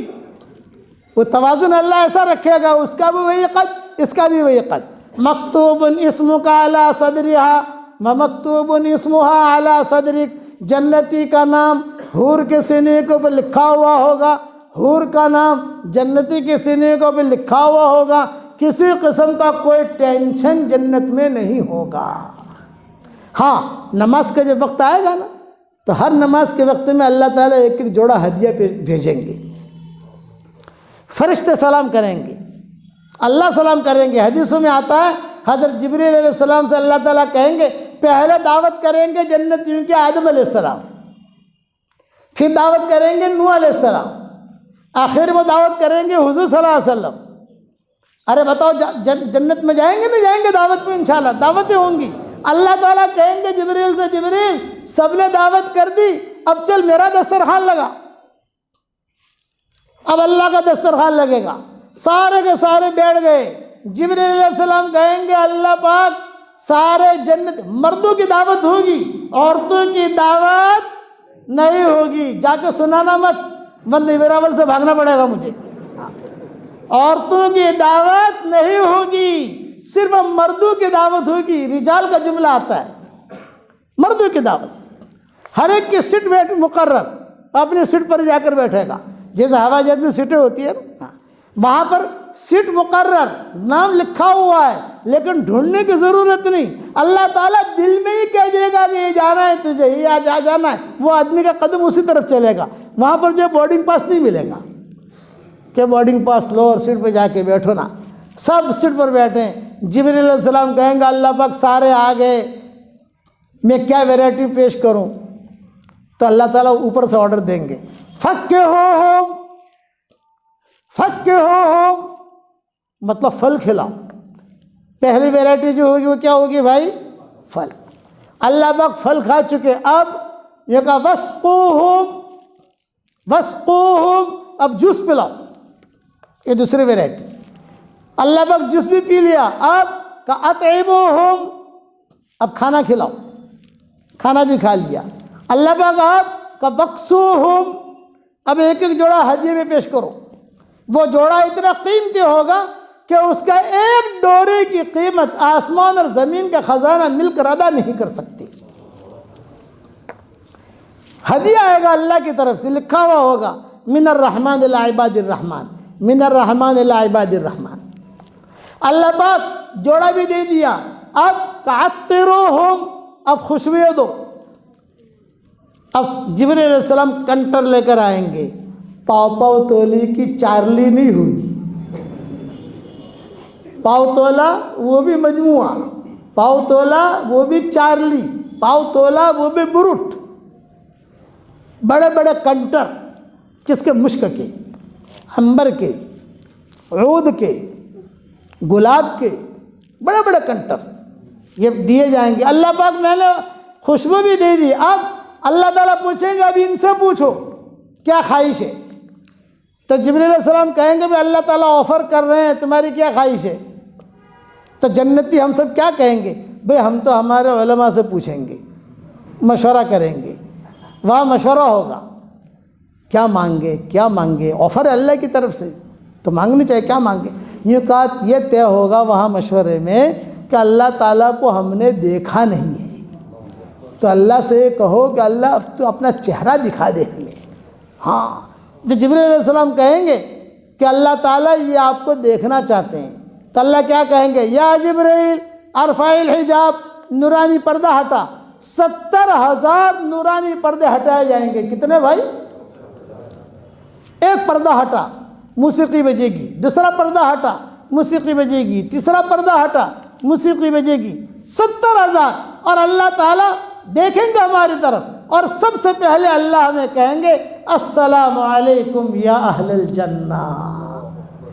کتابوں میں لکھا ہے اللہ تعالیٰ خود سلام کریں گے. اور جنت میں موت نہیں ہے، جنت میں اگر موت ہوتی تو اللہ کا چہرہ دیکھتی ہمارے کلیجے پھٹ جاتے، ہم مر جاتے. تو ہم اللہ کو جواب میں کیا کہیں گے؟ پہلے دن آنکھیں کھلی کیوں کھلی؟ اللہ اللہ اللہ اللہ اللہ. اللہ خود کہیں گے السلام علیکم یا اہل الجنہ. یہ ہے سلام قولا من رب الرحیم. قرآن میں ہے نا سلام قولا من رب الرحیم، یہ مطلب ہے اس کا. السلام علیکم یا اہل الجنہ، او جنت والو سلام علیکم. تو اللہ کو وعلیکم السلام ہم نہیں کہہ سکتے، یہ وعلیکم السلام میرے اور آپ کے لیے. تو اللہ کو کیا جواب دیں گے؟ اللہ کو کہیں گے اللہم انت السلام ومنک السلام تبارکت یا ذا الجلال والاکرام. اے اللہ سلام تو آپ ہیں، سلامتی تو آپ ہی سے چلی ہے، آپ ہی بڑے ہیں وغیرہ وغیرہ. اللہ تعالیٰ کہیں گے بتاؤ کیا خواہش ہے تمہاری. تو ہم سارے کے سارے کہیں گے اللہ پاک جنت میں لایا ہے، ہمیں نکال مت دیجئے یہاں سے. تو اللہ کیا کہیں گے؟ میں نے میرے قرآن میں لکھا ہے خالدین فیہا ابدا، ہمیشہ رہیں گے. تم آئے اب تم نہیں نکلو گے. کچھ لوگ ہوں گے جو اللہ تعالیٰ سے کہیں گے اللہ پاک تھوڑی پرائیویٹ بات کرنی ہے، تھوڑی پرائیویٹ بات کرنی ہے، اللہ تعالیٰ سب کو ہٹا دو، اللہ تعالیٰ تھوڑی سی راز کی بات کریں. اللہ کہیں گے آ جاؤ قریب. اب وہ دائیں بائیں دیکھ رہے ہیں کہ یہ بھی سن لے گا، یہ بھی سن لے گا، یہ بھی سن لے گا، یہ بھی سن لے گا. اللہ کہیں گے آؤ قریب آؤ قریب آؤ قریب آؤ. بھئی تم لوگ پیچھے ہٹو پیچھے ہٹو پیچھے ہٹو. اللہ قریب. ہاں بتاؤ کیا پرائیویٹ بات؟ اللہ پاک تیرا قانون ہے کہ جہنم میں جا کر جو جنت میں آتا ہے تو پیچھے تختی لٹکی ہوتی ہے اور اس پر لکھا ہوتا ہے یہ جہنم میں جا کر جنت میں آیا ہے. اللہ پاک ہماری تختیاں لٹکی ہیں، ہم جہنم میں تھے پہلے، اب آ گئے ہیں یہاں. تو اللہ پاک ہمیں بہت شرم آتی ہے. جنت میں جہاں جاتے ہیں لوگ دیکھتے ہیں تختے تو پوچھتے ہیں ارے جہنم کیسی تھی، وہاں کے ڈنڈے کیسے تھے، وہاں کے سانپ کیسے تھے، وہاں کی آگ کیسی تھی. اللہ پاک ہمیں بڑی شرم آتی ہے تو آپ ذرا یہ تختیاں ہماری ہٹوا دو. اللہ تعالیٰ جبریل سے کہیں گے یہ تختیاں ہٹاؤ ان کی، وہاں ان کی چھٹی ہو جائے گی. دوسرے لوگ آئیں گے اللہ پاک ہمیں بھی کچھ پرائیویٹ بات کرنی ہے. ہاں بتاؤ. اللہ پاک کوئی سنے نہیں، بتاؤ بتاؤ کیا بات کرنی. اللہ پاک ہم تو جنت میں آئے ہیں بغیر ویزے کے، ہیرا پھیری کر کے آئے ہیں. کیا مطلب ہیرا پھیری کا؟ یوں کہا اللہ پاک حشر کے میدان میں آپ کا اعلان ہوا کہ جنتی جنت میں جاؤ تو بھیڑ بھاڑ تھی تو ہم تو جہنمی تھے لیکن ہم بھی گھس گئے. یہ حدیثوں میں آتا ہے کہ جب اللہ اعلان کریں گے جنتیوں جنت میں جاؤ تو کچھ جہنمی ہوں گے، وہ یہاں سے پکڑ جائے گا، کوئی یہاں سے جائے گا، کوئی یہاں سے اندر داخل. فرشتے روکیں گے ارے بھی تم تو جہنمی ہو، تم کہاں جا رہے ہو؟ یوں کہا یہ تو ہمارے اللہ کی جنت ہے، تمہاری جنت تھوڑی ہے. تو اللہ تعالیٰ کو معلوم ہے. فرشتے شکایت کریں گے اللہ بھائی یہ لوگ تو ایسے ہیں کہ بغیر ویزے کے جا رہے ہیں بغیر. اللہ کہیں گے میں جانتا ہوں دنیا میں میں نے ان کے ایپ پر پردہ ڈالا، یہاں بھی پردہ ڈالوں گا. یہ اب میری بات سمجھ میں آ رہی نہیں آ رہی؟ دنیا میں نے ایپ پر پردہ ڈالا، میں سمجھتا ہوں کہ یہ جا رہے ہیں بغیر. اللہ پاک ہم لوگ وہی ہیں. تو اللہ کہیں گے چلو بھی انہیں مستقل پاسپورٹ دے دو یہاں کا پاسپورٹ. یعنی فرشتے سے کہیں گے بھی ان کا سارا کا سارا ٹھکانہ کر دو، ان کو بھی جنت الاؤٹ کرو. اب جو ہے واپس ہوں گے ہم. یہ بہت لمبی حدیث ہے جو میرے کتاب لکھ رہے ہوتی ہے جلد 5 یا جلد 4، یہ دونوں جلدوں میں سے کسی میں نے لکھی ہے یہ۔ کنواری لڑکیوں کی بارش ہوگی، کنواری لڑکیوں کی۔ اب نکلیں گے، نکلتے نکلتے، اب سنو یہ اگلی بات جو اپنی بیویوں کا جا کر سنا نا، وہ بہت خوش ہو جائے گی۔ کھانے پر مرد ہیں، عورتوں تو تھی نہیں۔ اللہ تعالیٰ کہیں گے جاؤ، یہ میں شارٹ کر رہا ہوں، 8:20 پر اذان ہے، اس کے لیے تھوڑا سا لمبا ہو جائے گا لیکن بعد میں سمیٹ لوں گا انشاءاللہ۔ تو روایت میں یہ ہے کہ جب نکلیں گے، جب نکل کر جائیں گے تو ایک بہت بڑا مول آئے گا، مول کے اوپر سے گزریں گے، فرشتے بیٹھے ہیں، خوبصورت قسم کی تصویریں۔ ارے آ تصویر بہت ساری ہے یار، آ فوٹو بہت سارو ہے، آنو بھاؤ۔ تو فرشتہ کہے گا سبحان اللہ، آنو بھاؤ، میں کہا الحمدللہ، کہ آنو بھاؤ لا الہ الا اللہ، کہ آنو بھاؤ کہ اللہ اکبر۔ تو دنیا میں ایک کلمہ بہت پڑا تھا، تو کہے گا سبحان اللہ والحمدللہ ولا الہ الا اللہ واللہ اکبر۔ فرشتہ کہے گا پوری دکانیں لے جا بھائی۔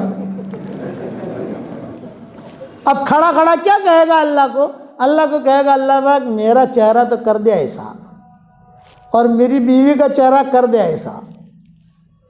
تو جہاں اللہ کا دیدار ہوا تھا نا میدان میں، وہاں اللہ تعالیٰ اپنی صفت کن کو منتقل کریں گے۔ اللہ تعالیٰ آخری ہدیہ دیں گے، الیوم انتقلت صفتی کن الیکم، آج میری صفت کن کو تمہاری طرف منتقل کر رہا ہوں۔ دنیا میں تم جو چاہتے تھے وہ نہیں ہوتا تھا، جنت میں جو چاہو گے وہ ہو جائے گا۔ اب وہ کہے گا میرا چہرہ ایسا بن گیا، کہ میرا چہرہ ایسا بن گیا، میری بیوی کا چہرہ ایسا بن گیا۔ اب یہ آدمی، ہم لوگ انشاءاللہ اپنے محلوں میں جائیں گے، اپنے بنگلوں پر، اور دل میں کیا خیال ہوگا؟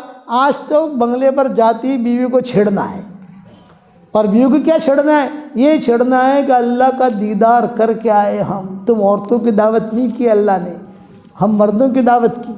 تو یہ کتابوں میں یہ لکھا ہے کہ جب بنگلے کے باہر کوئی دوسرا آدمی کھڑا ہوگا تو عام موسیقی بجے گی اس کے بنگلے میں، لیکن شوہر جب جا کے کھڑا ہوگا تو عجیب و غریب قسم کی موسیقی بجے گی، بیوی سمجھے گی کہ شوہر آیا ہے۔ جیسے رنگ ٹون ہوتی ہے، رنگ ٹون، بیگم کے رنگ ٹون الگ، پارٹنر کے رنگ ٹون الگ ہے، بیٹی کی رنگ ٹون الگ ہوتی ہے، الگ الگ، تو وہاں پر بھی رنگ ٹون الگ الگ ہوگی۔ اب وہ جہاں کھڑا ہوا تو بیگم سمجھے گی کہ شوہر آئے، چنانچہ بیگم جا کے دروازہ کھولے گی، السلام علیکم، وعلیکم السلام، دونوں مصافحہ کریں گے، مصافحہ کرتے کرتے بات کرتے کرتے نکلتے شوہر کیا کہے گا؟ آج تو ہم نے اللہ کا دیدار کیا۔ تو بیگم کیا کہے گی؟ ماشاء اللہ ماشاء اللہ، اور اللہ تعالیٰ نے ہمیں یہ دیا یہ دیا یہ دیا، اللہ نے اللہ کا چہرہ دیکھا ہم نے۔ بیگم جو ہے زیادہ اثر نہیں لے گی، تو یہ چٹکے لے گا، ارے کچھ اور تو بول، خالی ماشاء اللہ بولتی ہے، کچھ اور تو بول، یعنی کچھ اور تو بات کر۔ وہ کہے گی نہیں نہیں اللہ کا شکر ہے، اللہ کا دیدار کیا ہم نے۔ تو بیگم کہے گی الحمدللہ، میں کیا کہوں اس کے آگے، یہ کہ ہمارا اتنا بڑا مقام۔ عورت کہے گی کہ تمہارا اتنا بڑا مقام ہے، تم سے زیادہ اللہ نے ہمیں عزت دی۔ کیا عزت دی؟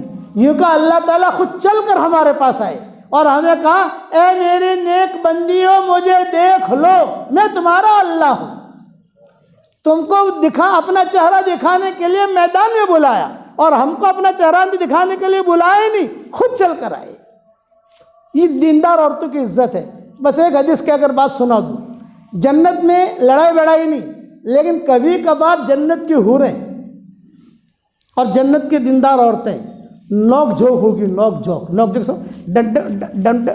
ڈنڈا نہیں، مارا ماری نہیں، نوک جھوک، کبھی یہ کہہ رہی کبھی یہ کہہ رہی۔ حوریں کیا کہیں گی؟ ہم افضل۔ دنیا کی دیندار عورتیں کیا کہیں گی؟ ہم افضل۔ بات پہنچے گی اللہ کے دربار تک، تو اللہ تعالیٰ داہنی طرف دنیا کی دیندار عورتوں کو کھڑا کریں گے، بائیں طرف حوروں کو کھڑا کریں گے، اور سارے انبیاء سارے جنتی ایک طرف کھڑا ہو کے یہ مقدمہ سنیں گے۔ اللہ تعالیٰ پوچھیں گے حوروں سے ماذا سبب فضلکن، تمہارے افضل ہونے کی کیا وجہ؟ وہ حوریں کہیں گی ہمیں حیض نہیں، ہمیں نفاس نہیں، ہمارے منہ میں بدبو نہیں، ہمارے بدن پر زائد بال نہیں، ہمیں کسی نے جنا نہیں، یعنی کسی کے پیٹ سے نہیں نکلی ہے، تیرے امر کن سے ہم پیدا ہوئی ہیں، اور مشک ہمارا بدن میں ہے، عنبر ہمارے بدن میں ہے۔ تو دنیا کی دیندار عورتیں کہیں گے اللہ پاک، اللہ کہیں گے خاموش رہو خاموش رہو، ان کو بول لینے دو، اگلو مت، نگلو، سنو ان کے بات کو، ابھی خاموش رہو۔ لیکن عورتوں کی عادت تھوڑی ہوتی ہے، سمجھ گئے نا، جواب دینے کی، بولنے کی۔ کہ نگلو اگلو مت۔ اب یہ حوریں اپنی فضیلت بیان کر رہی ہے، جب پوری فضیلت بیان کر چکے گی تو اللہ تعالیٰ کہیں گے حل بقی عندکن شیئا، کیا تمہارے پاس کوئی چیز بچی؟ حوریں کہیں گے اللہ پاک سارا اسٹاک ختم ہو گیا، ساری دلیلیں ختم ہو گئی۔ اب اللہ تعالیٰ متوجہ ہوں گے دنیا کے دیندار عورتوں کی طرف، ماذا سبب فضلکن، تمہارے افضل ہونے کی کیا وجہ؟ تو دنیا کی دیندار عورتیں کہیں گی اللہ پاک ہم نے نمازیں پڑھی ہیں، انہوں نے نمازیں نہیں پڑھی، ہم نے روزے رکھے ہیں، انہوں نے روزے نہیں رکھے، ہم نے گرمیوں میں روزے رکھے ہیں، گرمی کیا ہوتی ہے سردی کیا ہوتی ہے حوروں کو کیا پتہ، ہم نے بچے جنے ہیں، بچے جننے میں کیا تکلیف ہوتی ہے ان حوروں کو کیا پتہ، ہم نے ہمارے شوہروں کو تیرے راستے میں بھیجا ہے، شوہر اللہ کے راستے میں جاتا ہے، پیچھے بچوں کو بیوی کو کتنی تکلیف ہوتی ہے ان کو کیا پتہ، ہم نے حج کیا، ہم نے عمرے کیے، انہیں کیا پتہ حج کیا ہوتا ہے عمرہ کیا ہوتا ہے۔ اللہ تعالیٰ پوچھیں گے آخر میں حل بقی عندکن شیئا، تمہارے پاس کوئی چیز بچی؟ تو دیندار عورتیں کہیں گی نہیں۔ سامنے کون کھڑی ہیں؟ حضرت عائشہ امہات المومنین، سلف صالحات، یہ ساری کھڑی ہے، پیچھے ساری دیندار عورتیں ہیں، ویراول کی دیندار عورتیں، بمبئی کی دیندار عورتیں جو جنت میں گئی ہیں سب، اور اس میں قیادت کون کر رہی ہے؟ حضرت عائشہ بات کر رہی ہے اللہ سے کہ ہم نے یہ کیا، ہم نے یہ کیا۔ اللہ تعالیٰ ایک جملہ کہیں گے الا، الا کا مطلب دھیان سے سنو، یہ آواز پورے جنت میں گونجے گی، دھیان سے سنو، سارے کے سارے لوگ اعلان سننے کے لیے تیار۔ اللہ تعالیٰ کہیں گے آج میں فیصلہ کرتا ہوں دنیا کے دیندار عورتیں حوروں پر غالب ہیں، وہ فضیلت والی ہیں، حوروں کی فضیلت نہیں ہے، دنیا کی دیندار عورتوں کی فضیلت ہے۔ ماں عائشہ یہ حدیث بیان کر کے کہتی تھی بڑی فغلبنا نساء اہل الدنیا علی نساء اہل الاخرہ، دنیا کی دیندار عورتیں ان حوروں پر غالب ہو جائے گی۔ بڑی زوردار ہے دنیا کی دیندار عورتیں، دنیا میں اپنے شوہروں پر غالب، جنت میں حوروں پر غالب۔ اب بتاؤ جنت میں جانا ہے نہیں جانا؟ ارے بتاؤ تو صحیح یار، روزانہ 100 مرتبہ سورہ اخلاص پڑھ لو انشاءاللہ، یہ میری طرف سے ہدیہ ہے، 100 مرتبہ سورہ اخلاص یہ میری طرف سے ہدیہ ہے، جاندار، شاندار، مالدار، دیندار، یہ ہدیہ ہے میری طرف سے۔ تو اللہ تعالیٰ 10 بنگلے روزانہ تیار کرے گا ہمارے، کتنا تیار کرے گا بھائی؟ اور یہ میری تسبیح ہے، جاندار، شاندار، مالدار، دیندار، یہ میری تسبیح، جو میں ایک تسبیح، 2 تسبیح کسی ایک دائیں طرف دوں گا ایک بائیں طرف دوں گا۔ اچھا تو یہ ہے کہ امام صاحب کا یہاں کے یہ ہیں تو مؤذن صاحب ہے، لیجیے والا مؤذن صاحب، جاندار، شاندار، دیندار، مالدار، یہ لو سورہ ہے، میں نے آپ کو دی ہے، وہاں کہاں دی تھی؟ تو یہ بڑے بھی ہمارے اچھے ہیں، یہ بیٹھے تھے دوپہر کو بھی تھے وہاں پر، یہ آپ کو ہدیہ دے دی میں نے، یہ پیسہ بھی بہت لائے گی، گھبرانا مت، پیسوں کی ضرورت ہے نا، یہ نوٹیں بہت لائے گی، اور اللہ تعالیٰ جو ہے خوب دے گا۔ 100 مرتبہ سورہ اخلاص روزانہ کون پڑھے گا انشاءاللہ؟ 10 محل اللہ تیار کرے گا۔ اور میں روزانہ دعا کرتا ہوں اس آدمی کے لیے جو مجھے اپنے دعا میں یاد رکھے، اگر مجھے اپنے دعا میں یاد رکھو گے میرے دعا میں پارٹنر رہو گے، کرو گے انشاءاللہ۔ اب بقیہ جنت کی تفصیل انشاءاللہ جنت میں جا کے دیکھ لیں گے، ٹھیک ہے انشاءاللہ؟ سب دین کا کام کرو گے، سارا مجمع نیت کرے ہم دین کا کام کریں گے، کہو انشاءاللہ۔ اب پڑھ لو میرے ساتھ، ربنا اغفر لی ولوالدی وللمؤمنین یوم یقوم الحساب۔ ہم نے اتنا پڑھا، ہمارے اکاؤنٹ میں دنیا میں جتنے مسلمان مرد عورتیں ہیں ان سب کے برابر اللہ نے ہمیں نیکیاں دے دی۔ اسے پڑھتے رہو، چلتے رہو، اور 100 مرتبہ روزانہ سورہ اخلاص پڑھنے کی عادت ڈالو، انشاءاللہ وہ آدمی جہنم میں جائے گا ہی نہیں، اللہ اٹھا کر بنگلوں میں بھیج دے گا اس کو۔ لیکن اللہ کے احکامات کو پورا کرتے کرتے صرف جو ہے، جیسے میں نے کہا بیوی کے منہ میں لقمہ دینا صدقہ، تو ایک آدمی 24 گھنٹہ صدقہ ہی دیتا تھا، نہ نماز کا نہ قرآن کا، نہیں نماز پڑھنی ہوگی، قرآن پڑھنی ہوگی ساتھ میں، اسی طریقے سے سارے دن کے کام کے ساتھ یہ 100 مرتبہ پڑھنا پڑو گے انشاءاللہ۔ اب دیکھو میں مختصر دعا کرا دیتا ہوں، دعا کے بعد میں سلام کروں گا، سلام کے بعد میں مصافحہ نہیں کروں گا، میں تھکا ہوا ہوں، بوڑھا آدمی ہوں، مصافحہ نہیں کرتا ہوں، آپ صرف مجھے جو ہے جگہ دے دینا تاکہ میں میری منزل پر پہنچ جاؤں، ٹھیک ہے انشاءاللہ؟ اللہم صلی علی محمد وعلی آل محمد کما صلیت علی ابراہیم وعلی آل ابراہیم انک حمید مجید۔ اے اللہ ہمارے گناہوں کو معاف فرما، اے اللہ ہماری خطاؤں سے درگزر فرما، اے اللہ دونوں جہاں کی حاجات کے غیب سے تکفل فرما، دونوں جہاں کے ضروریات کے غیب سے تکفل فرما، اے اللہ پورے ویراول والوں کو قبول فرما، اے اللہ انہوں نے ہمیں کھلایا پلایا تو ان کو کھلا ان کو پلا، اے اللہ ویراول کے ذرے ذرے کو قبول فرما، پورے ہندوستان کے ذرے ذرے کو قبول فرما، اقوام عالم کی ہدایت کے فیصلے فرما۔ اے اللہ میری تشکیل پر جو روزانہ 100 مرتبہ سورہ اخلاص پڑھے، اے اللہ اس کی ساری دعاؤں کو قبول فرما اور اس کی ساری ضرورتوں کو پورا فرما اور اس کی ساری پریشانیوں کو دور فرما۔ اے اللہ جو مجھے اپنی دعاؤں میں یاد رکھے، میری ساری دعاؤں میں اس کا پورا پورا حصہ نصیب فرما۔ جس کرم سے تو نے ہمیں یہاں جمع کیا ہے، اسی کرم سے جنت الفردوس میں تیرے نبی کے پڑوس میں ہماری قیامت تک کی آنے والی نسلوں کے ساتھ تو ہم سب کو جمع فرما دے۔ اور اے اللہ حضرت محمد صلی اللہ علیہ وسلم نے جتنے خیر کے لائن کی دعائیں مانگی ہیں وہ ساری ہمارے لیے مقدر فرما۔ جن شرور سے پناہ چاہیے ان شرور سے تو ہماری حفاظت فرما اور اپنے فضل و کرم سے ہماری دعاؤں کو قبول فرما۔ سبحان ربک رب العزت عما یصفون وسلام علی المرسلین والحمد للہ رب العالمین۔ السلام علیکم ورحمۃ اللہ وبرکاتہ۔